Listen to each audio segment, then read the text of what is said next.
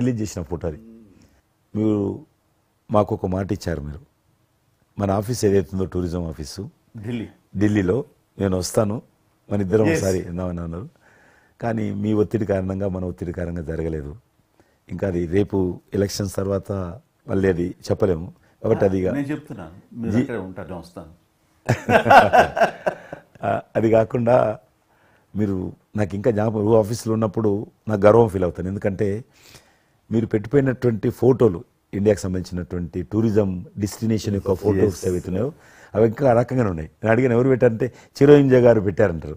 Driver కూడా మీకైతే driver ఉండను, అతను ఇప్పుడు నా దగ్గర ఉన్నాడు, రణధీర్. మీకు చెప్తుంటాడు, సార్ మై చిరంజీవి సాబ్ కभी మై సాబ్ డ్రైవర్ మై చలాయితా ఉనకా గాడి ఢిల్లీ మే అది ఆప్కు మే చలా రూమ్ సాప్ అంటాడు. ఇంకా ఉన్నాడు పాపం. చాలా సీనియర్ అండి అతను, చాలా మంచోడు.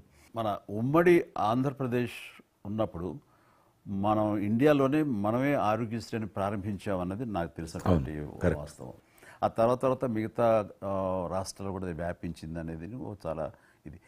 అలాంటి ఆరోగ్యశ్రీకి కిషన్ రెడ్డి గారే ఆద్యులు, అంకురార్పణ చేసిన వాళ్ళు అని బయట బాగా వెనుకడు ఉంది. ఆ తర్వాత ప్రభుత్వాలు పికప్ చేస్తాయి.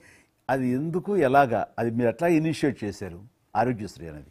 2004 నేను ఎమ్మెల్యే అయినప్పుడు పేరున్న మందకృష్ణ మాదిక్ గారు, ఆయన వాళ్ళకు సంబంధించినటువంటి ఎస్సీ వర్గీకరణ మీద పోరాటం చేస్తూనే సామాజిక సమస్యల మీద కూడా పోరాటం చేసేవారు. దివ్యాంగులకు పెన్షన్ పెంచాలని ఆయన తిరుగుతున్నప్పుడు ఈ అనేక జిల్లాలలో గుండె జబ్బులు ఉన్నటువంటి పిల్లలు జన్మించేవాళ్ళు. వాళ్ళకు ఆ రోజు ఒక ఆపరేషన్ చేయాలంటే 10 లక్షలు, 12 లక్షలు, 13 లక్షలు అయ్యేది. పేదవాళ్ళకి అది అవకాశం ఉండేది కాదు. చాలామంది చనిపోయేవాళ్ళు కూడా. అప్పుడు రాజశేఖర్ రెడ్డి గారు ముఖ్యమంత్రిగా ఉన్నారు.